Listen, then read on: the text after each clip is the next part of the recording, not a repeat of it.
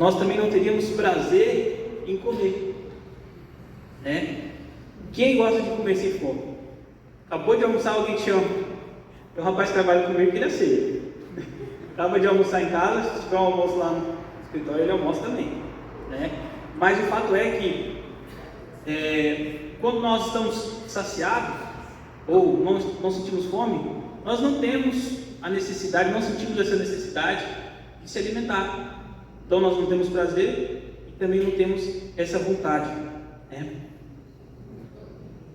Algumas pesquisas, alguns estudos dizem que o instinto da fome é o instinto mais poderoso dos animais e também dos homens. Quando a gente estuda até lá atrás, lembrando as aulas de sociologia, né? Começava ali as questões políticas, uma das preocupações dos governantes era justamente que o povo tivesse comida. Porque o indivíduo, quando ele está faminto, precisando se alimentar, ou com qualquer outra necessidade fisiológica ali, ele não consegue produzir, ele não consegue pensar em outra coisa a não ser comida. Preciso me alimentar, preciso comer. Por tudo isso, irmãos, a fome é importante. Então nós vemos assim que até no reino animal, né, o instinto dos grandes predadores, assim, quando a gente vê aqueles vídeos assim de animais selvagens correndo atrás de outro, isso tudo é pela fome, né, para que ele pudesse ali se alimentar. No Éden, nós vimos que o Satanás usou da fome para colocar o pecado na vida do homem. Nós vimos que ali no jardim do Éden tinha uma árvore que o fruto era vistoso. Então o homem foi e comeu, né? Aceitou a oferta de Satanás e comeu do fruto. Comeu do fruto. Então a fome é bastante importante por causa disso. Ela é vital para a nossa vida, né? Ela é necessária, ela é importante. Como eu disse, nós já nascemos com esse instinto, até mesmo de sobrevivência, que é a fome. Mas eu gostaria de falar com os irmãos, não sobre essa fome material que nós temos falado, da fome que sustenta o corpo, da fome que nos traz vitaminas e nos fortalece, que não nos deixa raquíticos. Nós estamos na semana de oração, e algo importante que nós devemos ter, enquanto filhos do Senhor, é a fome das coisas de Deus. Nós não podemos estar saciados, irmãos, das coisas de Deus, né? Algumas fomes fazem parte da vida do homem. A primeira delas é essa fome natural, que eu acabei de dizer, que é relacionada a todas as coisas, as necessidades básicas do homem, né? Aquela que traz a satisfação física ali, que é responsável por nutrir o homem e deixar ele de pé. Mas da mesma forma, irmãos, existe aquela fome sobrenatural, né? Que é aquela fome da alma. Aqueles que não anota ainda estão mortos espiritualmente. Mas Efésios 2:1 vai dizer que a obra de Cristo nos tirou dessa condição de mortos espiritualmente. Esse anseio é vivificado por Cristo, né? Quando vamos até Ele com fé. Nossa fome e sede serão saciados. No Sermão do Monte, Jesus diz que bem-aventurados são aqueles que têm sede e fome de justiça.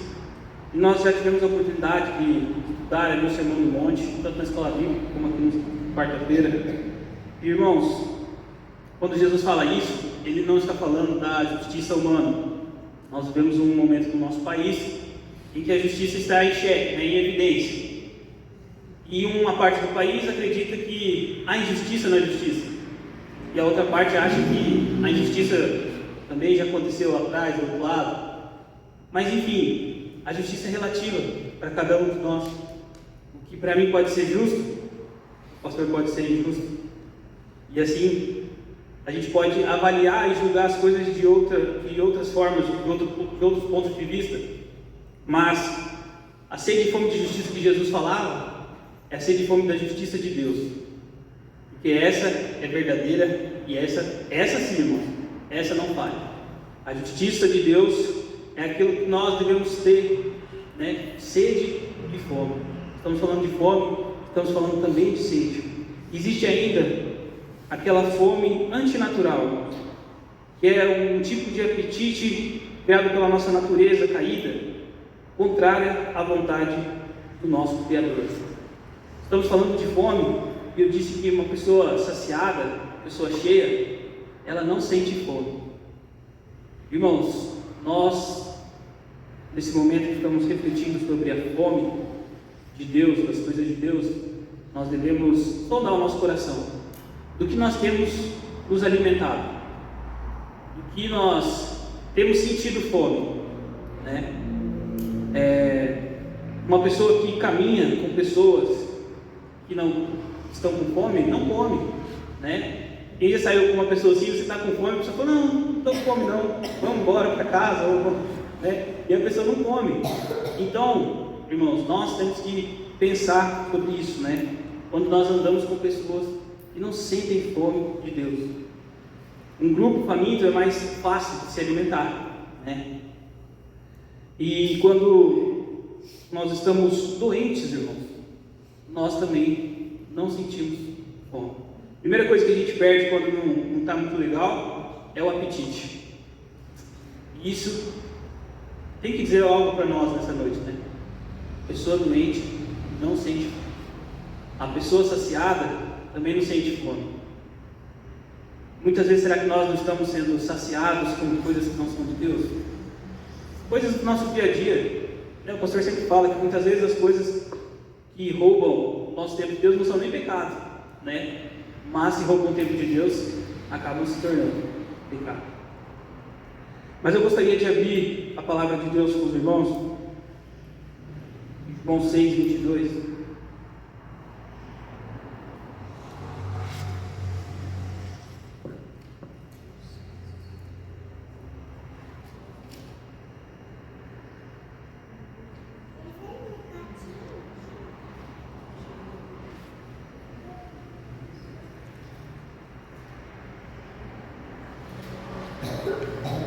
Como nós podemos nos alimentar? Sabemos já que a fome, assim como para o nosso corpo, a fome é vital, para o nosso espírito também é vital.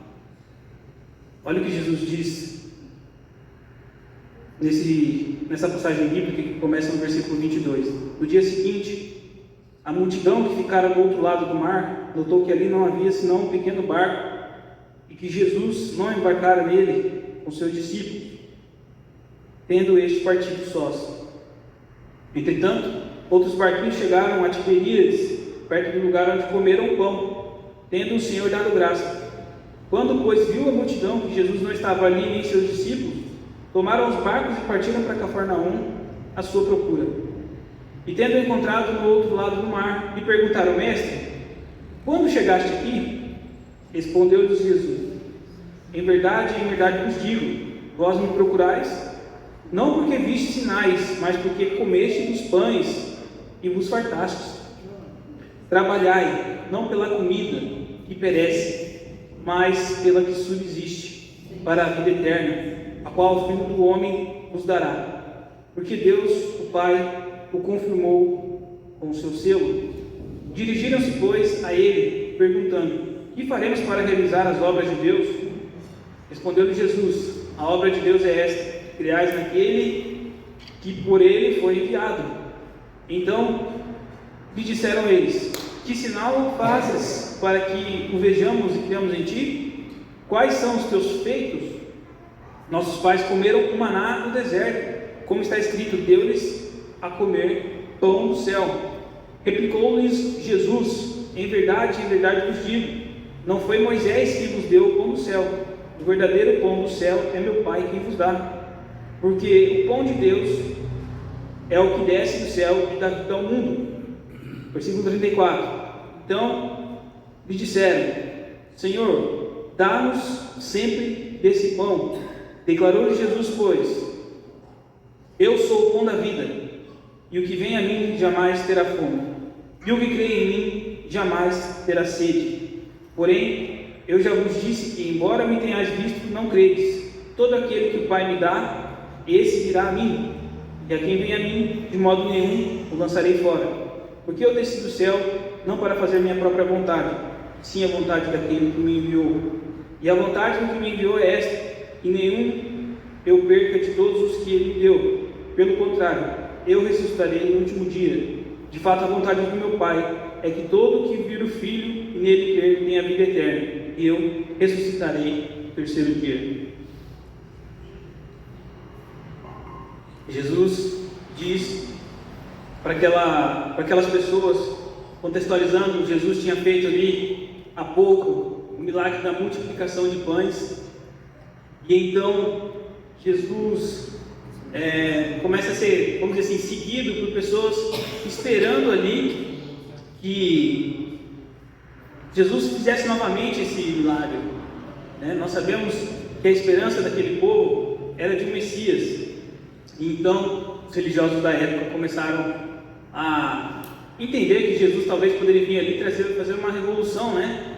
Numa sociedade tão carente, que precisava de muitos recursos e muitas vezes de alimentos, e Jesus vem multiplicando pães, né? E entregando a multidão, multiplicando pães e peixes. E então Jesus nos dá a entender aqui que Jesus passa a ser então seguido para que ele pudesse dar pão para as pessoas. Certamente a notícia de que Jesus havia feito o milagre da multiplicação dos pães e peixes correu, e as pessoas então passaram a ir atrás do Messias que os suprisse com o pão físico, né? Até quando a gente olha aqui as primeiras falas de Jesus, Jesus diz: vocês não estão atrás de mim porque vocês veem sinais, mas sim porque comeram o pão e se fartaram. E aí Jesus então aplica uma lição aqui para aquele povo, para aquelas pessoas que estavam ali, e ele diz: eu sou o pão da vida. Eu sou o pão da vida, para dar vida aos homens. Ele é o pão para a alma, ele é o pão também para o corpo, ele é o nosso alimento. Irmãos, Jesus é o pão da vida, e se nós temos fome, nós devemos comer do pão da vida. Hoje, como eu disse, nós estamos falando sobre a fome das coisas de Deus. E não tem outra maneira de nós nos saciarmos das coisas de Deus se não for através do pão que desceu do céu. O próprio Jesus disse que Ele é o pão da vida. Mas é interessante nós notarmos, irmãos, e refletirmos sobre isso, sobre nós não nos saciarmos com uma pequena quantidade de pão. É importante nós termos isso no nosso coração. Se qualquer pedacinho de pão te sacia, tem algo errado, né? Jesus se coloca ali como esse pão que dá vida, né? E então nós devemos dele nos alimentar fartamente, abundantemente, porque esse é o pão que o próprio Deus nos deu. Os homens ali se recordaram dos seus antepassados, em que foram para o deserto, e lá no deserto, já nas primeiras horas de deserto, murmuravam que estavam com fome. E então Deus pega e manda o maná para o povo. E o maná, irmãos, tinha suas particularidades, né? O maná não podia ser estocado, para cada dia tinha sua quantidade, não podia guardar para o dia seguinte. Eu vejo que é um tratamento de Deus, como se diz, né? Se alimente cada dia com aquilo que eu estou provendo, e acredite que eu vou prover no próximo dia. Então tinha essa particularidade no maná. E o povo ali começa a questionar Jesus, né? Porque eles estavam ali esperando que Jesus multiplicasse mais pães e peixes. E como vocês falassem assim, quando era Moisés fez descer do céu o maná, né? Pão do céu. E Jesus fala que não foi Moisés quem deu o pão para o povo, mas sim o próprio Deus. E hoje Deus enviar ali o próprio Jesus para saciar o desejo do povo. Irmãos, a gente fala de pão, né? Pão talvez seja um dos alimentos mais acessíveis que tem. Qualquer coisa, você vai no mercado, eu mesmo vou no mercado e não saio sem uma sacolinha de pão, né? Há um tempo atrás, antes das crianças irem para a escola, eles aprenderam a me mandar áudio pedindo para eu levar pão. Eu tive que passar todo dia no mercado para levar pão. Então, desde pequeno, né, foi um dos primeiros alimentos assim, que eles aprenderam a falar, que eles queriam, depois de banana, era pão, né? Então o pão é universal, né, irmãos? A gente tem aqui o pão que a gente compra no mercado, tem aqueles pão que são feitos, mas a gente vê que o pão, até mesmo nessa época, é talvez um dos alimentos principais ali, que toda mesa tinha, né? Então, irmãos, o pão é um alimento simples, mas também nutritivo, né? É um pão que sacia. E a gente começa a traçar um paralelo entre Jesus e o pão, né?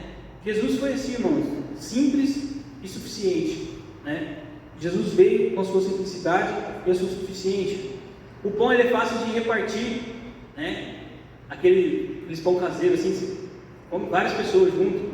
Até o pão francês que nós estamos acostumados, você parte ali, entrega para outra pessoa.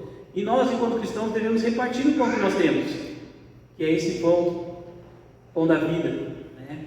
Nós não podemos ficar com Jesus só para nós. Nós devemos partilhar desse pão que nutre a nossa alma, do nosso espírito. O pão pode ser consumido de forma individual, mas também de forma coletiva, né? E o pão é um alimento necessário, e muitas vezes nós comemos diariamente. Quando nós pensamos que Jesus é o pão da vida e é o pão que alimenta o nosso espírito, nós devemos entender que diariamente nós devemos nos alimentar desse pão. Mas para isso nós precisamos ter o quê? A fome. Nós não podemos nos saciar, irmãos, daquilo que o Senhor tem para nós. Deus forneceu aquele que ao seu ver é o central e necessário para todos terem Jesus Cristo, né? Satisfação em Cristo. Como eu disse, irmãos, aquelas pessoas buscavam ali saciar sua fome física, mas Jesus, ele veio para muito além disso. Jesus veio para nos dar vida e vida com abundância. Nós devemos nos alimentar de Cristo. Isso implica em ir a Jesus com fé, assim como um faminto busca se alimentar de pão. Ter alimento sobre a mesa não satisfaz ninguém, a menos que esse seja ingerido ou assimilado pelo corpo. Uma mesa cheia de pão não mata a fome de ninguém, se a pessoa não for e não se alimentar desse pão. Ouvindo um relato, irmãos, de um missionário que foi para o país, se não me engano, Moçambique, um país ali muito pobre, muito carente. Ele disse que durante a estadia dele ali, eles tinham lá uns pães e decidiram ir numa aldeia levar esses pães. E a pessoa que conta esse testemunho fala que quando as pessoas ali viram que eles chegaram ali com pães, ele fala que nem eram pães tão novos assim, que eram pães mais, já estavam ficando duros, né? Ele disse que ficou aterrorizado e atormentado, que ele viu que poderiam ter crianças que morreriam ali pisoteadas pelo desespero das pessoas que estavam com fome em chegar até o pão. E a gente pensa assim, já pensou se a igreja tivesse essa fome pelas coisas de Deus? Como eu disse, o instinto da fome é um dos mais fortes, deixa a pessoa mais, vamos dizer assim, mais forte, apesar de estar fraco esse alimento, encoraja a pessoa, né, para buscar o alimento. Imagina se a igreja do Senhor hoje, da qual eu e você fazemos parte, tivesse esse tipo de fome pelas coisas do Senhor, né? Irmãos, nós devemos nos alimentar do pão da vida. Eu vou finalizar aqui hoje nossa reflexão, uma reflexão mais rápida. Eu peço até perdão para os irmãos, rotação mais baixa hoje. Os irmãos têm até aquele meme, né? Os irmãos sabem que o homem com febre, até a dor do parto é menor do que o homem com febre, né? Então, irmãos, hoje eu não acordei muito legal, né? Mas glória a Deus por isso, estamos aqui. E eu gostaria de deixar essa reflexão para os irmãos, né? Nós temos sentido fome pelas coisas que são do Senhor, né? O próprio Jesus disse: bem-aventurados que têm fome e sede de justiça. E Deus nos deu o pão da vida. Deus nos deu o pão perfeito e nos nutre em tudo que nós precisamos, né? Quem se alimenta de Jesus, irmãos, não precisa de mais nada, basta se alimentar de Jesus. Amém?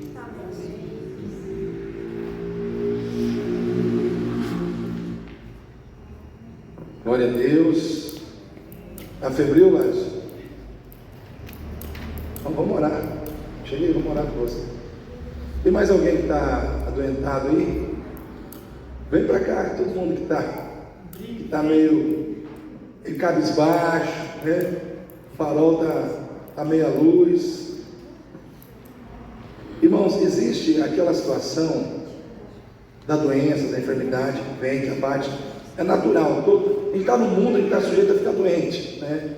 Mas vou contar uma coisa para os irmãos. Antes de eu vir para cá, minha esposa vai lembrar do que eu estou falando. Me deu uma dor de cabeça, irmãos. Sabe aquela dor de cabeça assim, de arrebentar a chapa coco da cabeça? Eu deitei na cama assim, aí sabe aquela situação que você fala assim, não, está difícil de levantar. E aí eu entrei no quarto, fiquei ali um tempo. E cheguei aqui em cima da hora, assim, praticamente, porque sabe quando você, parece que vem não sei se é uma opressão, se é porque a gente está orando, se é porque a gente está nessa semana de oração, enfim, mas eu cheguei aqui e a dor de cabeça foi embora. Então eu acredito que foi realmente ataques, né? Ataques espirituais, que nós temos um propósito de busca, de oração nessa semana. Então a todo instante nós estamos sujeitos a receber ataques do inimigo, mas o poder de Deus é sobre nós. Amém? Vamos ficar em pé nesse momento? Vamos orar aqui pelos irmãos. A Bíblia diz: se o irmão está doente, chama os presbíteros da igreja e unja com óleo, e a oração da fé curará o doente, né? Então eu creio no que a palavra de Deus diz. A unção de Deus é unção de cura, né? Então nós vamos estar orando. Eu vou estar ungindo aqui os irmãos. Estar ungindo aqui os irmãos. Todos.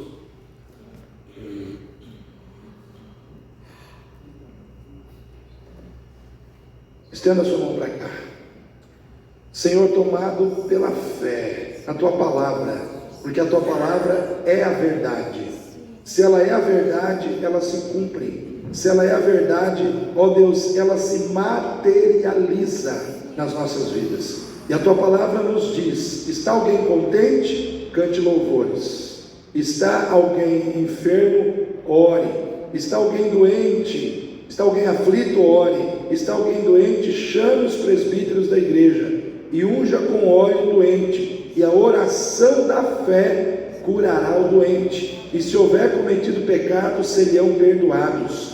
Pai, é o que a tua palavra diz. Mediante o poder da tua palavra, mediante a unção do teu Santo Espírito, eu profetizo cura sobre todos os doentes que estão aqui na frente, todos que foram acometidos por algum tipo de enfermidade.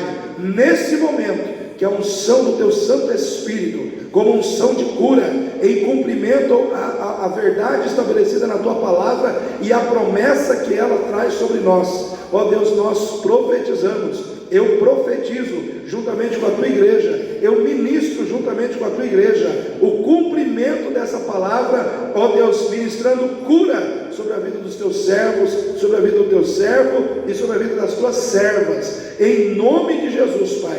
Que neste momento a unção do Senhor, como um fogo consumidor, esteja descendo do alto da cabeça até a planta dos pés, ó Deus, removendo toda doença, toda enfermidade, seja ela física, seja ela emocional ou espiritual. Se for alguma seta, algum dardo do inimigo, que essa seta seja apagada e destruída agora, em nome de Jesus. Pai, que os teus servos sejam restabelecidos para a honra, glória e louvor do teu santo nome.